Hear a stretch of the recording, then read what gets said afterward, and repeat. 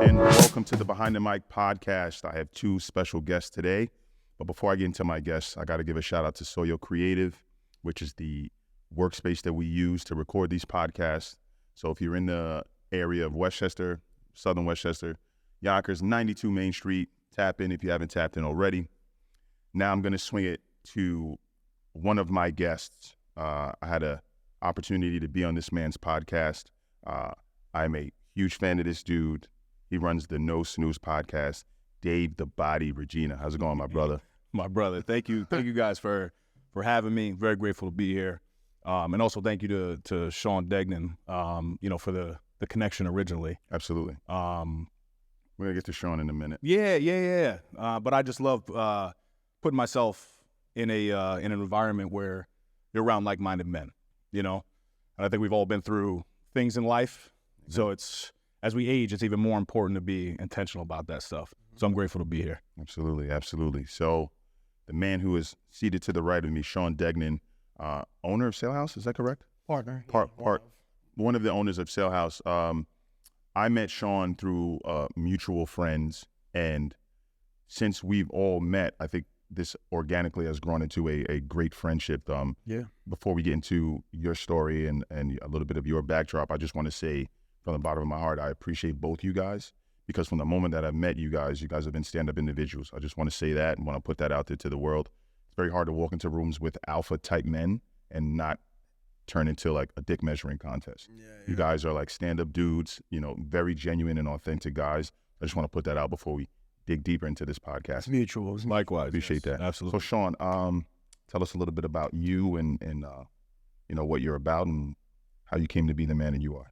And then we'll spin it back over there. It's a loaded question. Dave the Body.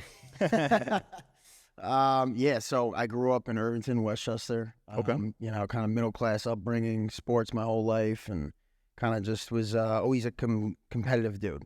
I was always the dude that always looked to try and be the best at whatever I was doing, whether it be, sports and the girls, friends, and the network and all that. And even from a young age, I always was chasing money and got in trouble as a kid. And my dad sent me over to a restaurant. He's like, "You can go work now." And it was the best thing that ever happened to me. Ah. Here I am now, and I'm, partner at a restaurant over in Tarrytown. But,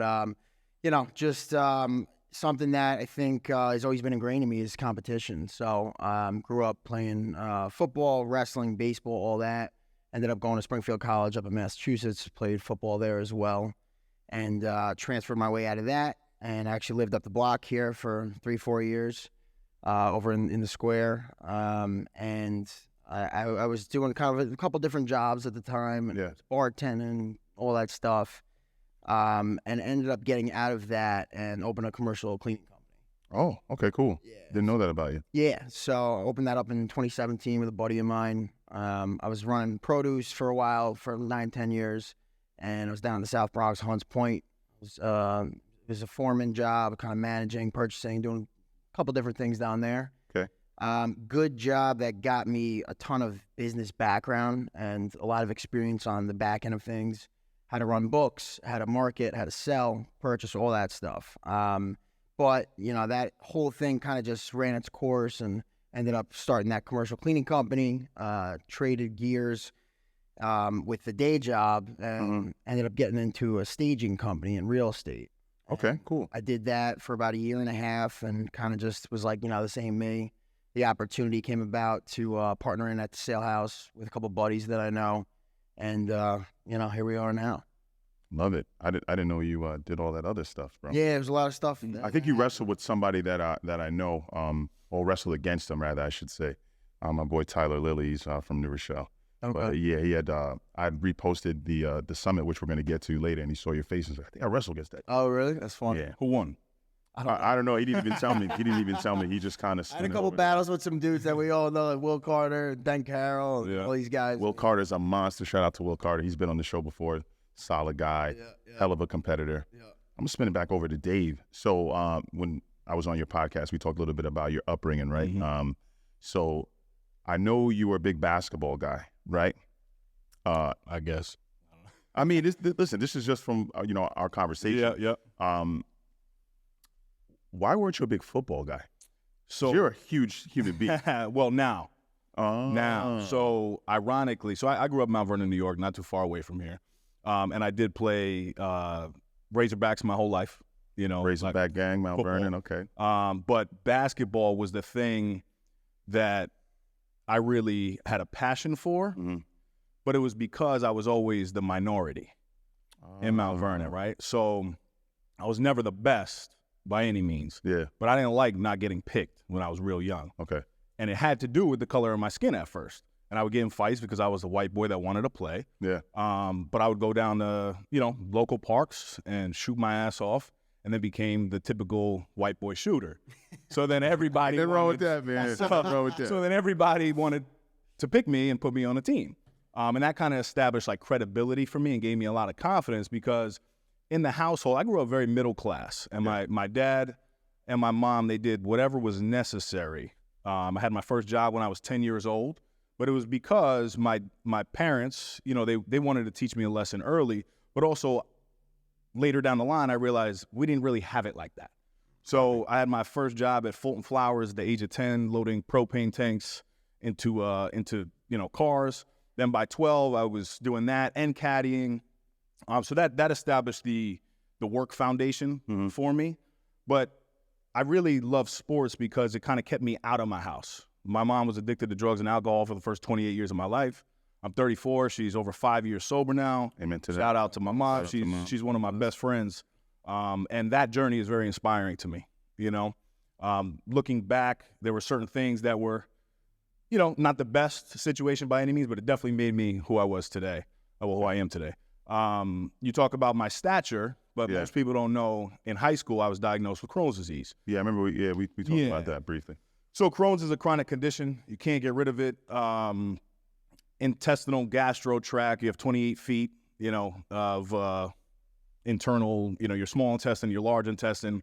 And with Crohn's, you're basically filled with like white ulcers. So anything I would eat would basically run through me. I would have to carry toilet paper in my backpack. Like, it was embarrassing. Damn. Right? So, like, sports gave me the confidence because I was dealing with all this other nonsense. Yeah. And they don't know what causes Crohn's. My cousin has it. They say it could be hereditary, but it's stress-induced as well. Yeah. And looking back, my cousin has it as well, too. There was a lot of stress in the home. But again, like, I don't ever say that to be like, oh, yeah, I feel bad. Like, it was the best thing that happened to me. Mm-hmm. And it also, like, the one thing in my life that I'm most proud of now is being a father. And I had a younger brother and sister, still have them, my best friends, that I was forced to grow up pretty quickly, And I always say my sister was my first love. And I really enjoyed that whole family dynamic and being a provider and a caretaker. And so when people ask me what I do, I'm like, I'm a father first. Yeah. And then professionally now I'm a deputy commissioner for the town of Greenburgh. I was going to get right into that. Yeah, I've been there. This is starting my 10th year. I worked a couple years in Westchester County before transferring over. I knew what I wanted to do, actually, ironically, very young, because I was working at a basketball camp when I was like 15 years old. Yeah. And I was the shithead kid with the cocked backwards hat to the side. Yeah. And this guy came in, and like he had a suit on. Uh-huh. Stepped on the court. They passed him a ball, and he like drained a three. I'm like, he's not getting paid $8 an hour. Who is that? Yeah. Right? And he wasn't the commissioner at the time, but he was like a big-time supervisor. Copy. So I kind of shadowed him, Kevin Cook, who's still one of my mentors today. Okay. And he got me into that line of work because I'm like, this $8 an hour is cool, but like, I want to be that guy. Yeah. So we worked together for a long time, and I shadowed him, and Westchester County gave me an opportunity, and then the town of Greenburgh opened up. And local government to me is it's about impact. We see what's going on presidential level and federal level, when really none of that matters if you don't take care of home. Yes. So I like working in communities that I have an opportunity to provide real inspiration and impact. And that kind of drove, my career. And then on the side, for the past 4 years, I started a No Snooze podcast, which is basically a call to action to wake up and attack everything that you do. It does not mean do not sleep, because that's the worst thing that you could possibly do. Yeah, because sleep is the real PED, people, just so you know. Not snoozing on your life has become a motto and something that I live by. Again, like I said, I was on the golf course when I was 12 years old, so I was forced to be on that golf course at 6 a.m. Yep. So I was always kind of up early. And I can't mention No Snooze without my partner in crime, Claudio Valenzuela. He handles all the audio-visual stuff, and without him, literally, I would not have a podcast. I was joking before, because I see what you guys are doing here, and you have all the equipment. I would literally be with a phone, like, welcome back to the podcast, you know? So I'm not techie at all, but that's a brief background of what I do. I'm fortunate enough to have Elias in my background. Yeah. So the next question I wanted to ask is, how did you two guys connect? Because just from you guys telling your stories, I can see there's a lot of similarities with the three men that are sitting in this room. Yeah. But I want to know how this happened. It's kind of funny because I think so much of this continues to happen. Yes. You're always like one relationship, one conversation away from something so big, you know? Yeah. And it's amazing. You just don't know what's on the other side of that if you're not vulnerable enough to reach out or whatever. So I guess on the flip side, like we met like probably 10, 15 years ago without really knowing. I was at your house. He was at my house. Oh, shit. Yeah. Really? Okay. So let's get into it. he went. He broke my orbital ball. Yeah. The big wrestling. Okay. All right. So he went to college with my older sister. Okay. Yeah. The real Degs. Yeah. I don't know about that. So I'm actually driving her car. My car is all messed up right now. It was just her birthday too, right? Yeah, Happy birthday. yesterday. Happy birthday. Happy birthday. Happy birthday. Happy birthday. Yeah. So they went to college together and knew each other back in the day. So he ended up coming to my house, a couple of people coming over, the whole thing, like whatever, 10, 15 years ago. And we ended up seeing each other at an event, Tony Peck's event down in the Bronx at that golf course. Okay. We were all kind of out, and we know a ton of like-minded people and similar crew, whatever. And he ended up like looking at me, and he had seen my brother in the gym earlier that day. Yeah. And he's like, I think you go to my gym. And I'm like, nah, like my brother goes to your gym. I will say this. I would even be mad at Dave for saying it because you guys look a lot alike. Yeah, right? yeah. There's a lot of similarities. Yeah. You know, genetics is a thing. Oh, Yeah. no, it's like, I mean, we're 2-3 years apart, 2.5 years apart, but like Very similar, though. Like, all the time. I do a double take at the event. Oh, people are like, oh, what up, Kev? I'm like, yo, what's good? Like, we stopped that a long time ago. I don't crack nobody anymore. But, so we ended up talking there. Dave was like, yeah, I think you go to my gym, blah, blah. I'm like, no, it's my brother, whatever. So long story short, we ended up connecting on like a million different things. We're in similar spaces as far as the wellness, personal development stuff. I ended up getting on the podcast with him and had just like an awesome conversation. And then from there, we left that morning and it was just like, you know, we're going to do more together. And that was kind of the start of it. And then here we are, whatever, probably 5-6 months later, right? Mm-hmm. And we got a big personal development retreat coming out in a month. Yeah. We're going to get into that a little bit later in the conversation. Now, tell me a little bit more about this wellness journey, because I think that's another common bond that we have that sitting in this room. Yeah. What brought you guys down that road to like, because it's not just building your body. I noticed that you guys really focus on the mental aspect of it. Mm-hmm. And so what brought you to that space where you said, you know, not only do I want to, you know, sharpen the body, but I also need to sharpen the mind and my spirit? Yeah. You want me to start or? Yeah, you go ahead. Okay, I know. Listen, sometimes you need a breath after talking, right? That happens to me all the time. Like, please, somebody take my life. I got you. So for me, man, there's layers to this. Yeah. You know, I wanted to portray perfection in my life for a very long time. You know, like, and I say that humbly because it's the opposite of what I and all of us need to be doing. Yep. There was a lot of turmoil in my life. Mm-hmm. I got married very young. I got married at the age of 24. Did a lot of partying in my 20s, a lot of traveling. I had a good job. So, like, I was always very intentional on how I presented myself on a business level. Yeah. And then in the gym. But my relationships with people, my wife at the time included, I was not doing what I needed to do. And then from a faith standpoint, I really just didn't have a relationship with a higher power. And now today, it couldn't be any more different because the first thing I do every single morning is I throw on Joel Osteen, and he gives me 29 minutes of solid, solid Bible talk. I like that. But, you know, like I said, with my mom's journey, when she hit rock bottom, she came to my house and said, listen, I want to change my life. I want to get sober. And I think anybody who's battling addiction, the first thing and the first step that needs to happen is you have to want that for yourself, you got to make that change. Yep. And now addiction is a disease. It's something that I don't think the everyday person who doesn't battle that really understands. Nobody would choose to be addicted to substances or any addiction in life. Yeah, no one wakes up in the morning and says that. Yeah. Right. So long story short, my mom came to my house, and again, this was when she was at rock bottom. The job was lost. Like everybody, the relationships were done. Everybody cut her off, but she wanted to get right. So I was in control of her substances at the time, which were like Xanax and pills.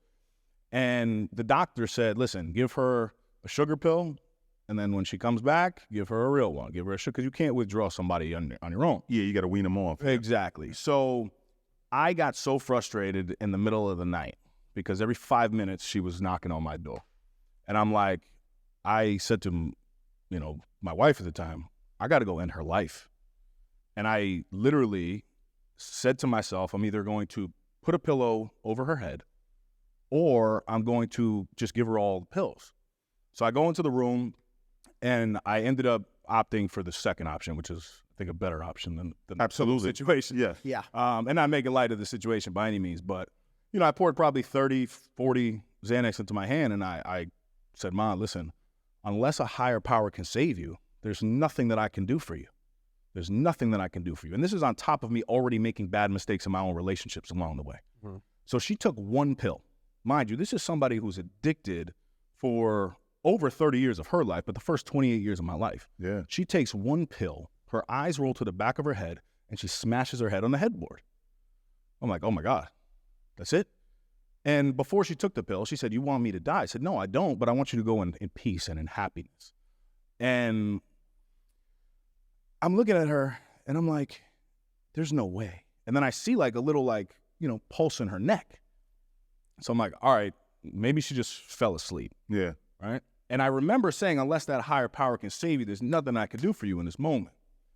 So 5 or 6 hours go by, and she comes into my room, and she wakes up, and she says, David, I'm ready to get sober.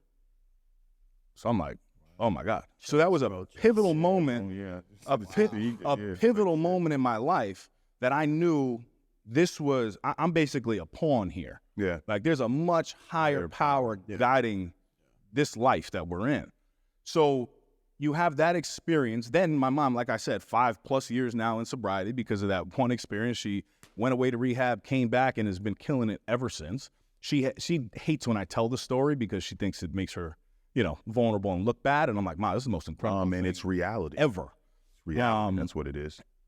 So you have that faith experience paired with the mistakes that I was making. At that moment, the very next day, I go into the gym, and instead of listening to rap music, I put on a podcast. And this is how podcasting changed my life. It was a Tony Robbins, Ed Milet podcast. And I'm listening there, and I'm kind of on the treadmill, and something just was coming over me.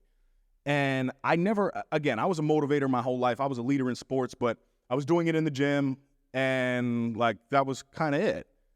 So Ed Milet, Tony Robbins are talking all these things, but I'm feeling emotional when they're talking. Yeah. Mm-hmm. So from that moment, I became obsessed with personal and professional development.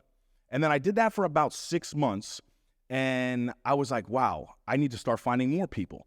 So I, just absorbed as much content as possible in that space. Yep. Did that for 6 years, paired with therapy.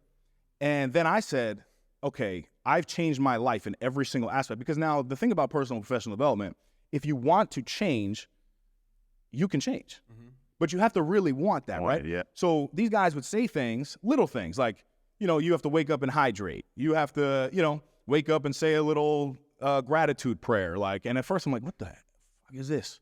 Yeah. But I started doing it. And the little habits and the little wins started to change my life. So I did it for a period of 6 years. And I said, wow, I can make a podcast. Yep. And that's how my podcast came about. And then throughout that journey, I'm very intentional now about surrounding myself with individuals and men like yourselves, because I think there's nothing better.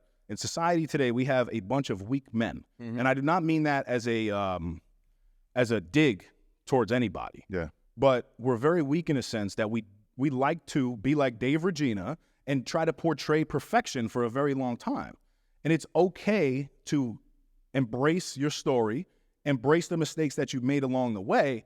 But now, if you really want to change, you can do that. And now for me, I think it's a little bit easier because I have a 3-year-old girl, my daughter, who watches my every move. Yeah. So now it's just I've developed the habits and I've developed the routines, and I'm in this great space in my life, but I still battle things every day. And it's the thing I like about it is motivation is like a shower, right? Like we shower every day because if you don't, you're gonna stink. You're gonna smell like shit. The truth is, from my life, if I don't stay motivated and find ways to continue to inspire myself, Yes. that falls off and it falls by the wayside. So it has to be intentional every single day. I love the accountability. I love the discipline. I love consistency in my life. And that's how I kind of started in the, wellness and professional development space. Oh, Dave, my man. And with that, folks, we are all wrapped up. Now what we need. Yo, dude, this guy was talking. And I'm so locked into his story, and like, the whole story with your mom, bro. Like that literally gave me and Shawn. I looked at Shawn. He looked at me, and it was like chills, bro. Yeah. But that shows the reality of life. Life is not yeah. daisies and sunshine every single day. It's like the weather, right? You wake up, you don't know what you're gonna get. Especially if you live in the Northeast, it's kind of like all over the place. I think people want to portray this perfect image, but there's no such thing as perfection. I think I like to say the saying that we are imperfectly perfect. We are created in God's likeness, but we are not like God. So for anyone who's out here trying to attain perfection, you're gonna run that race for the rest of your life, and you're gonna lose miserably. But yeah, we're gonna spin back over to Shawn. No, because I just wanted to tap in on that, man, because I love that story, bro. No, thank you, my brother. It's funny because like yesterday I told you a quick story about what happened over at the restaurant. Yeah. Our buddy Che, we had the bridal shower for Michelle, the whole thing, and it ended up getting canceled. And it was an unfortunate circumstance. And before that, I had something else happen with my apartment that I own with my tenant. And then I'm coming back and I get driving through the parking lot. My car gets stuck. It might be totaled, this whole thing. And all this stuff is happening yesterday in the morning. And our boy Che's dad starts coming up through in his car. And we're like, yo, don't be driving through this. Like, my car's totaled. This kid, Julian, I think you know Julian. Julian's car got totaled yesterday. Oh, like, man. So he's like, nah, it's all good. So I'm like, get out of the car. Like, stop. He takes his shoes off, takes his socks off, rolls his shit up, puts a poncho on, and starts walking through the parking lot like freaking Rain Man coming through. And he comes up to the thing. I'm like, yo, I think we have to cancel this bridal baby shower. And he's like, it's all good, man. It's nature. And I'm like, dude. But that outlook on life makes you put things into perspective. I get it. There in the morning, and thankfully, like I've done a lot of self work, and I've done a lot of just internal thought process, the speaking, what you're saying out loud, it all matters. Yeah. And I was good, but I was worried about them and their day and this whole thing. And he's sitting there and he's like, "It's nature, man. It's all good." And I'm control like, what you can. Shit. We can't control nature.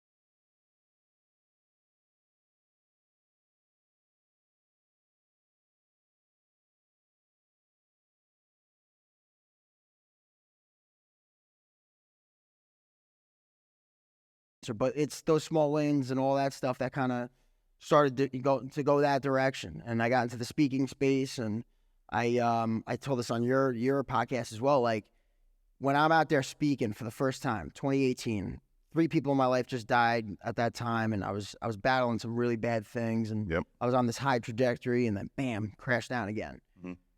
I'm at a rock bottom for myself at that point. Yeah. My coach from college is like, yo, we're going to have you come up. We're going to speak to the team. You're going to have the homecoming speech. Big speech. And I'm like, big deal, yeah. Dude, I'm in a bad place right now. Like, what the hell am I going to tell these dudes? He's like, you're a beast. Like, you know, you've been through this, blah, blah, blah. He's like, tell them how you got through all this stuff. And, you know, at the time, I was a year into my first business, the whole thing. And I had a lot going on in my life. And he goes, talk about all your hardships, how you worked through it. You're here today, aren't you? And I'm like, yeah.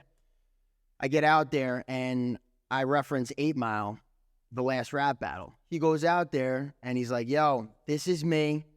This is everything bad about me that you could say against me. And I'm going to dish that out first. Yeah. Now what are you going to do to me? What do you got? Yeah.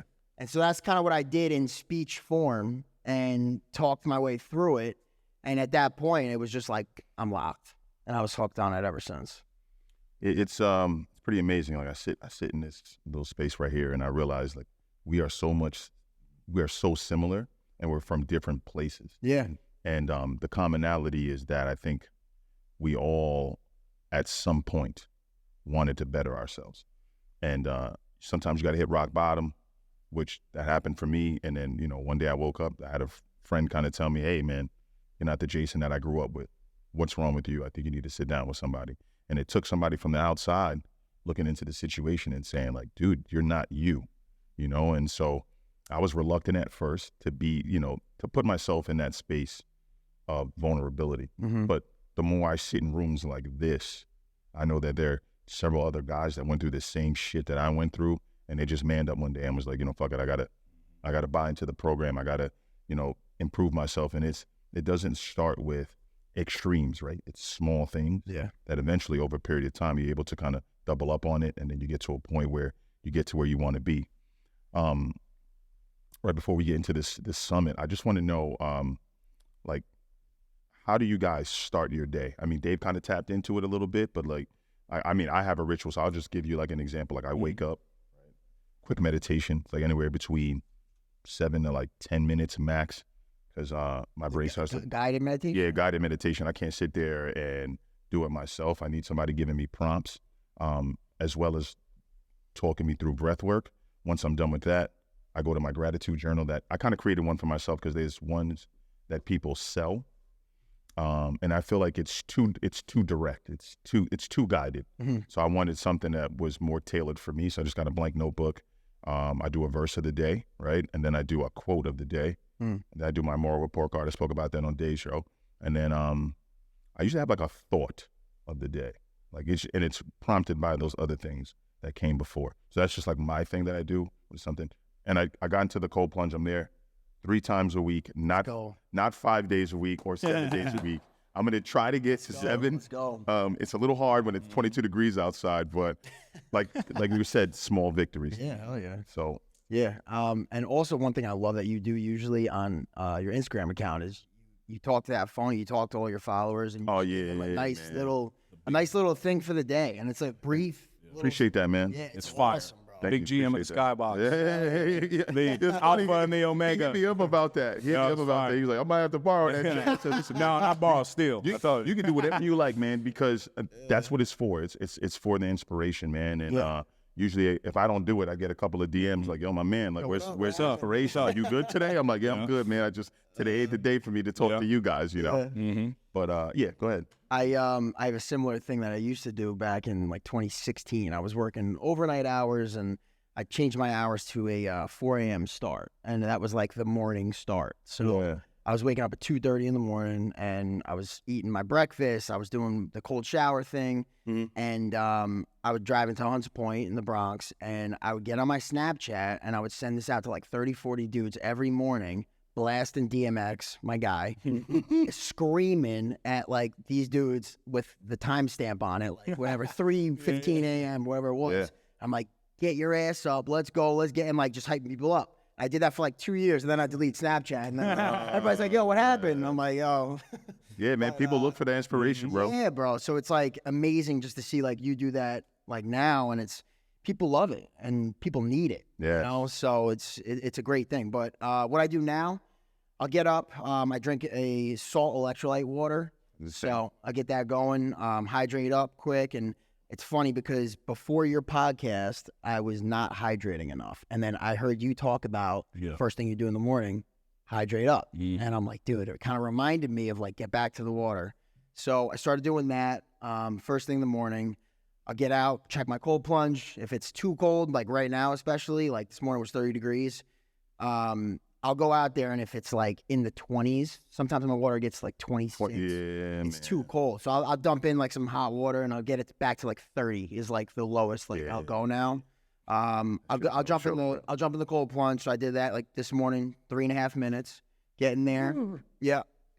In that cold plunge is when I'll do kind of my prayer, my breath work, all that stuff. And I'll say 2 quick prayers every single morning. I will talk to my father now, who he just passed 2 months ago. And I'll just have my moment with him in there as well. Just kind of starting the day off like that. And then from there, I'll jump out, get warmed up. Usually I'll get my reading done after the cold plunge. Today I didn't. I owe my 10 pages today. All right. 75 hard action. Yeah. I'm like, I'll do my reading, and then from there get locked in for the gym. Then I'll go work out. Copy that. I like that. Right. Senor Dave. Yeah. So the past year and a half, a year and 8 months, right? So again, I want to touch on this. Like, people think in their minds when they're not on this journey that you like get over the mountain. No, hell no. But the reality is you never get over that mountain. And I say that because, we're going to touch on this retreat in a little bit. But the past year and 8 months for me has been like probably the worst year and 8 months of my life. Really? My marriage ended. I had to learn how to, I don't like saying be a single, I'm not a single dad, right? I mean, I'm a single parent household in my house, but my ex and I have a very respectful relationship. So it's more of a co-parenting situation. I think there's a difference between like when you're a full-blown single parent. Like I know a bunch of single moms. I know that father is just not in the picture, and that's not the case for me. Like I have my daughter 50% of the time.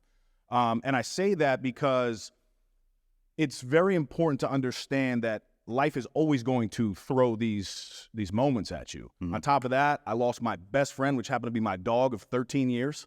So my house was just extremely empty, and I'm lonely. And thank God I've been working on myself because I don't know if I could have handled all that. I buried some of the closest family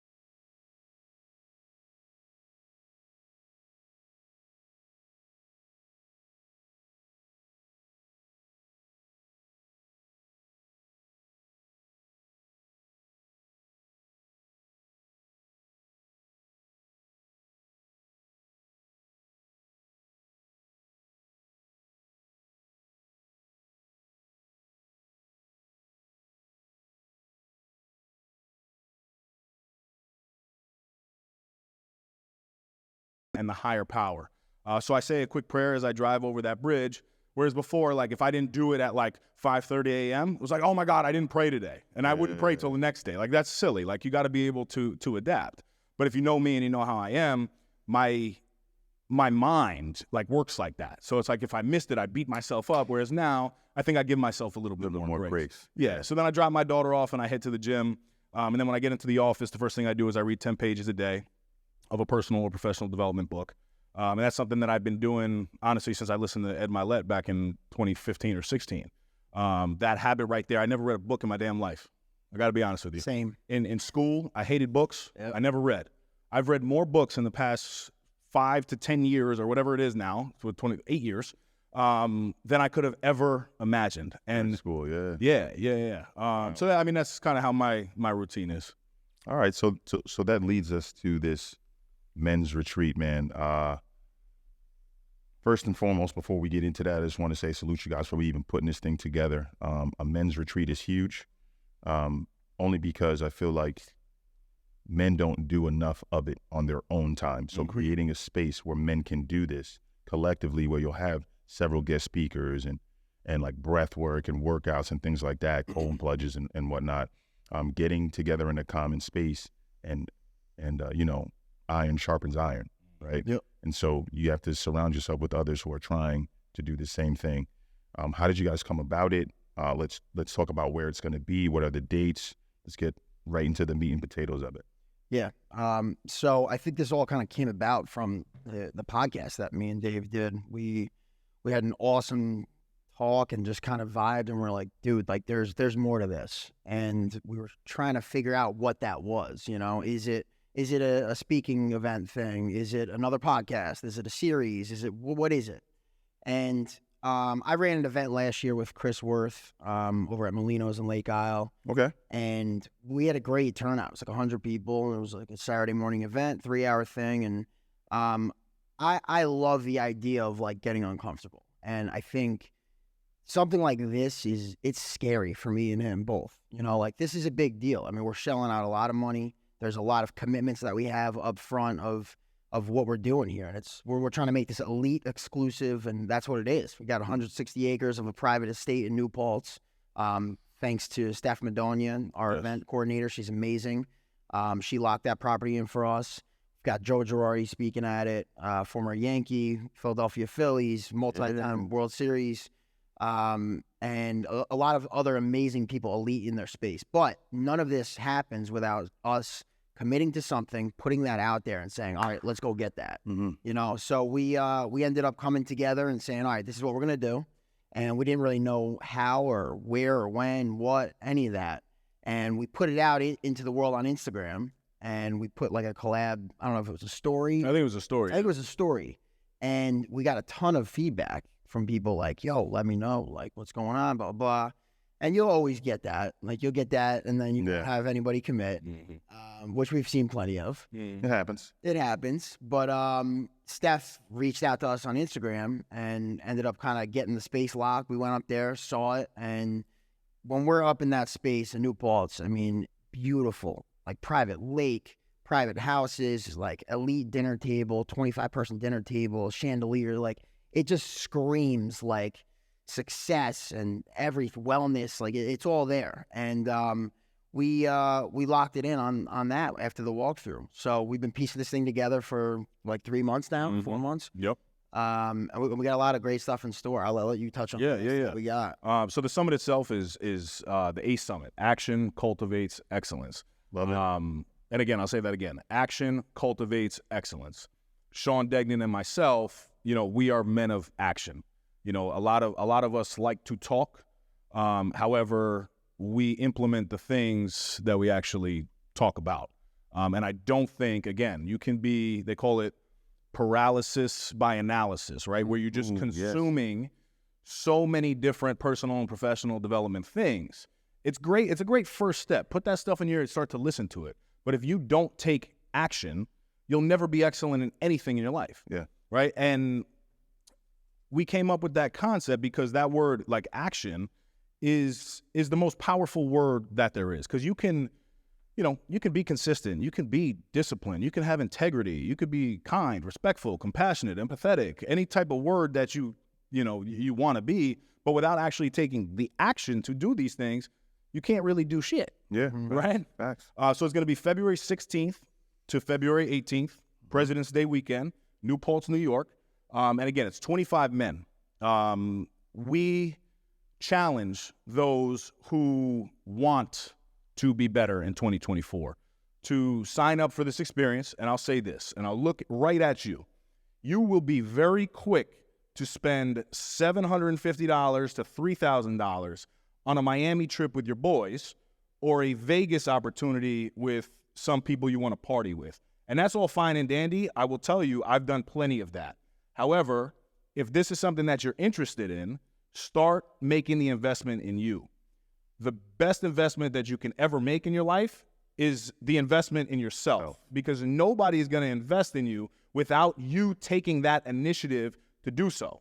I could tell you there's been so many opportunities that have come to me in terms of my podcast, in terms of what I do professionally, but it's because I continue to put myself out there, right? I put up a story the other day, last week or something like that, where I was getting trolled. I put up like a couple pictures of like a background of what was coming out in a little article that was dropping on what I do in local government. Yeah. And I got a lot of like support from my close people, but then there was a lot of people that like, wow, nobody loves Dave Regina more than Dave Regina loves Dave Regina.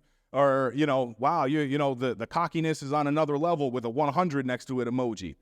And I kind of embrace that because I'm like, if I don't put myself out there and promote the good things that I'm doing, who's going to do that for you? Exactly. So every time I post something, I walk around as a confident guy, but I constantly question myself, and I'm like, is this going to do good? Should I post this? Should I do that? So that's never going to go away. But the one thing that you can control is taking action. And what Shawn and I are doing for this weekend, I think it's a once in I don't really see this going around Westchester. No. I really don't. I have not seen this opportunity going around Westchester. And we're up and coming in this space, but we've been doing a lot the past couple of years. Shawn owned 4 businesses by the time he was 30 years old, something like that. Like, I was the youngest commissioner in the state of New York at the age of 26, right? Overcome Crohn's disease, like continue to battle and face things every single day. And I don't say that to provide a level of like, oh yeah, I'm bragging, but like we're doing things in our life and we can help those who want to do more in their lives. Yeah. I think there's so much to say about like just taking action, right? There's so many people that'll say, oh, I want to do this, I want to do that. And this sounds amazing, but they don't do anything to actually put it into motion. So I have people all the time say, this is amazing, man, good stuff, blah, blah, blah. Okay, well, what are you doing? And I'm not saying you got to come to my retreat or whatever, but if you want to be better and you want to do something for yourself, for your family, to further your career, for your personal life, your family, whatever it is, you got to start doing stuff. You can't just sit behind a keyboard. Okay, so like that's the thing that we're really trying to get out there into the world. And if our retreat isn't for you, no problem. It's going to be for an elite group of guys that want to take action and better themselves and better their future. That happens by being surrounded by a community of men, okay, that will build this thing. We're going to build this together, and it's not going to end on February 18th. It's going to continue, So there's this monthly networking group that I hosted for, actually this morning I got a memory on Facebook. It's at 4 years ago today, and it was the first monthly business networking group that I hosted. And this was something that started with 4 guys. And it grew up until right before I opened the restaurant. We had like 30, 40 dudes in motion on this thing. I got another one coming out January 23rd, okay? And we're going to host it at the Sale House. One thing we're going to do that is going to be very similar to what Dave and I are doing at the retreat is I'm going to put people on stage, if you will, with a microphone. And we're going to go like this. Hi, my name is Shawn Degnan. I'm this, I'm that, blah, blah, blah. You're going to sell yourself to the crowd. These are men that own businesses. These are guys that are professional, beasts in their space. But some of them, they can't sell themselves. Yeah. They can't talk. They're scared to get behind a mic in front of a crowd. So we're going to put them out in front of 30, 40 dudes, and you're going to sell yourself, and you're going to have to answer one question about whatever it is you're speaking about. So these little things, taking action, putting it into motion, getting in a cold plunge. My mentor, one of my mentors, Michael Cristoforo, who's like taught me on breath work and cold plunge, and he's climbed mountains with Wim Hof and stuff. Like he's a beast. He always talks about this one thing. He goes, this ice bath is hard. For you to get in, it's hard. And for me, every morning, it's hard to get in. It never gets easier. You know, getting over that initial hump of getting in that thing sucks. He goes, what's your ice bath in life? What are you scared to take action on? What are you scared to do? So figure out what your ice bath is and start taking action on that, okay? And that's just kind of a metaphor to so many other things in life, you know? So that's really what we're trying to do here, is just to empower men to take action and to excel their future. Oh, man. You guys actually nailed that shit. And I want to add this too, like, you know, there was 25 tickets that were available. Now there's about half that are available, which is a great thing. But I also want to be very clear too, like, you're going to surround yourself around elite individuals. However, you do not have to be elite to come. What you have to want and what you have to desire for your own life is the intention of being better. Yep. And that's a very important thing, because I've had some men that are like, yo, this retreat sounds dope, but I'm not ready. Now, if you're not ready because you're not just ready to show up, then I agree with you. This is not for you. Yeah. But if you don't own a business, or you're not in the position you want to be, or you don't have the relationship or your dreams or anything like that, that's okay, as long as you want to be there. I just told you the past year and 8 months of my life have not been pretty. Yeah. But I'm supposed to be there, and I'm supposed to be not only there, I'm supposed to be leading the event, right? So don't feel that just because you're going through shit in your life that this opportunity is not for you, because it is for you. What'll actually take you out of that. Yes, 100%. Oh, man. You guys knocked it out the park. I was actually talking to Vin Maselli. He was talking about he's going to be speaking at the event as well. Yes. So, Yeah, Shawn. So that's gonna, HBLT. Yeah, man. Prayer, the sponsoring, and amazing. This is all about networking and like I said, being around like-minded individuals, man. And I think this small circle right here is connected to so many more people. Yeah. And it's proven itself out through the last couple of months. I personally, from the podcast and from myself, I want to say thank you for coming out today.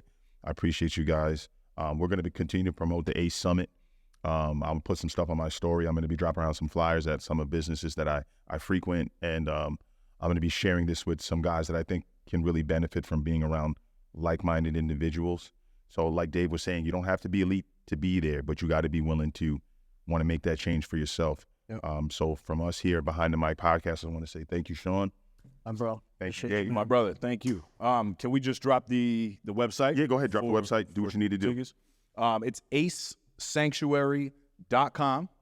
You can find me on Instagram at Dave Reg, or my podcast at No Snooze Podcast. Shawn Degnan, you want to? Shawn.Degnan on Instagram. We've got tickets on Eventbrite as well. 3-day men's personal development summit. acesanctuary.com. We're all there.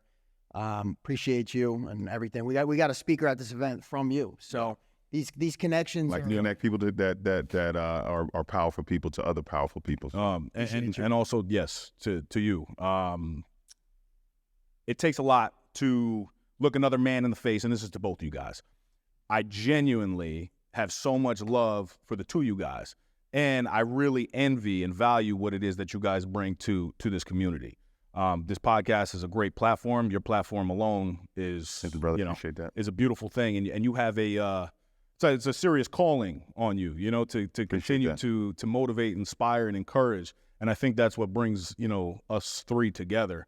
Shawn might hate me for this too, but if you DM us and you want to come to this retreat, we'll even offer you a 15% discount. Boom. But we're not going to share this code, so you've got to send that DM. And that's coming out of Shawn's side of things too. What's up, man? But no, and thank you guys. I mean, even behind the scenes, what you guys are doing for this podcast is an incredible thing. All right, man. Thank you guys. Yes. Appreciate you. I said the same thing about you guys on the No Quit podcast. So it's funny that's not even prompted. I literally said that right there. So got to give flowers what flowers are due. From Behind the Mic, we want to say thank you, salute you, and see you in next episode.